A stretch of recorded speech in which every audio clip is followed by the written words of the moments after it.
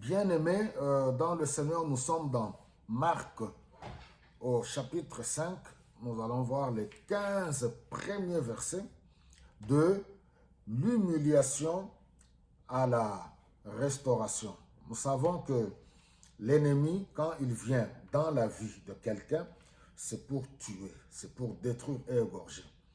Mais le bon berger, lui, il est venu pour donner la vie et la vie en abondance, comme nous le dit Jean chapitre 10, le verset 10. Alors, ici, nous devons comprendre que depuis la chute, l'ennemi est en colère. Il veut absolument détruire. Nous pouvons voir tout ce qui se passe à travers le monde. Les guerres à gauche et à droite.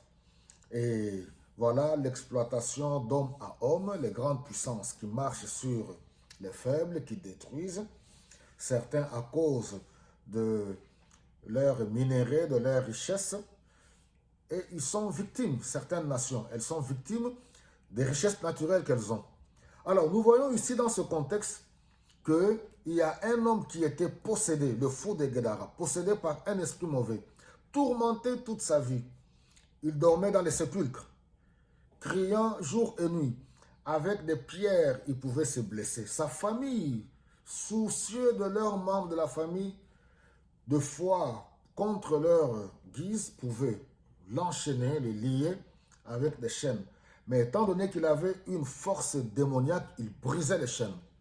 Et lorsque cet homme a vu le Seigneur Jésus-Christ, il vient se jeter à ses pieds pour dire, il criait encore très fort, que me veux-tu, Jésus, fils du Très-Haut? Donc les démons reconnaissent Jésus-Christ. L'ennemi connaît, si toi tu l'ignores, ce n'est pas grave. Parce que les démons connaissent la puissance de Jésus-Christ. Les démons connaissent que Jésus-Christ est le créateur de toutes choses. C'est par lui que les cieux et la terre, toutes choses, sont venues à l'existence. Alors, Jésus lui pose la question, qui es-tu? Comment tu t'appelles? Légion, c'est-à-dire multitude. Il était habité par une multitude de démons et les démons se sont mis à supplier. Bien aimé, vous devez savoir que nous qui sommes en Christ, nous avons la puissance, la force qui doit faire fléchir les genoux des démons. Comme nous dit Colossiens au chapitre 2, il a dépouillé, oui, il a déchiré l'acte dont les ordonnances qui subsistaient contre nous, il a dépouillé les puissants démons des ténèbres et il les a livrés publiquement en spectacle en les triomphant à la croix de Golgotha. Nous avons reçu le pouvoir dans le nom de Jésus-Christ.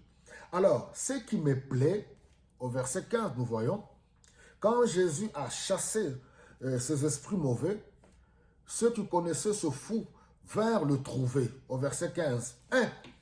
Il était assis. Voilà ma prière. Ma prière en ce jour, j'aimerais bien que Dieu t'apporte la stabilité. Être assis, ça veut dire la stabilité. Sur le plan spirituel, émotionnel, sur le plan physique. Et vous verrez même que beaucoup d'enfants de Dieu ne sont pas stables. J'évoquerai ce sujet-là. Au nom de la spiritualité, vous trouverez des personnes qui tout le temps, Dieu m'a montré, Dieu j'ai vu, prophétie, ce qu'ils appellent prophétie, leurs rêves à tout bout de champ. Et on confond tellement beaucoup de choses. Je crois à la puissance de Dieu. Je crois à la puissance du Saint-Esprit. Je crois aux dons spirituels. Donc ne confondons pas, je crois aux dons spirituels. Mais on a vu beaucoup d'hommes et de femmes au nom de la spiritualité être déséquilibrés. Mais dans ce contexte, nous avons besoin d'être stables, même dans notre foi. Être stable.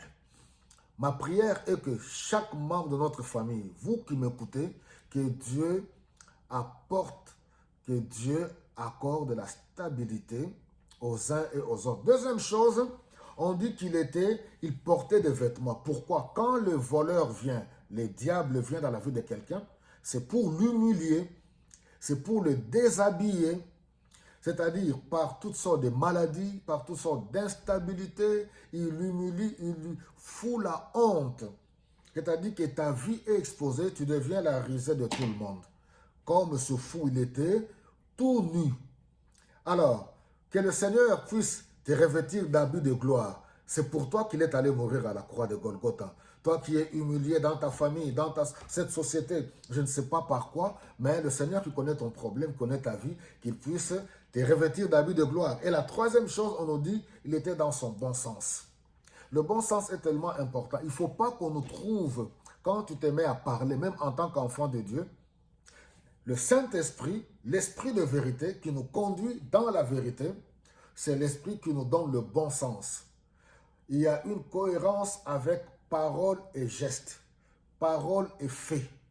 Tu es censé, quand tu ouvres la bouche, c'est pour édifier. Voilà, que le Saint-Esprit vous touche en ce jour. Que Dieu te restaure.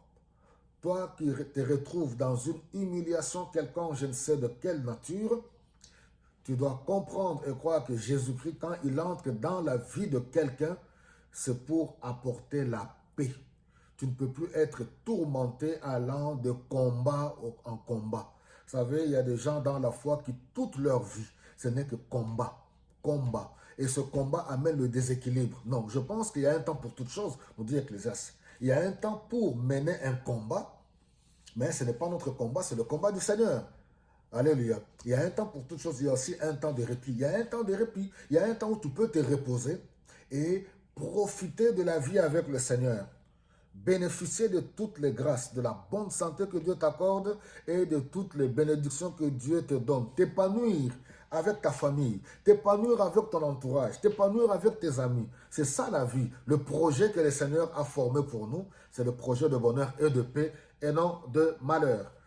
Soyez tous bénis au nom de Jésus-Christ.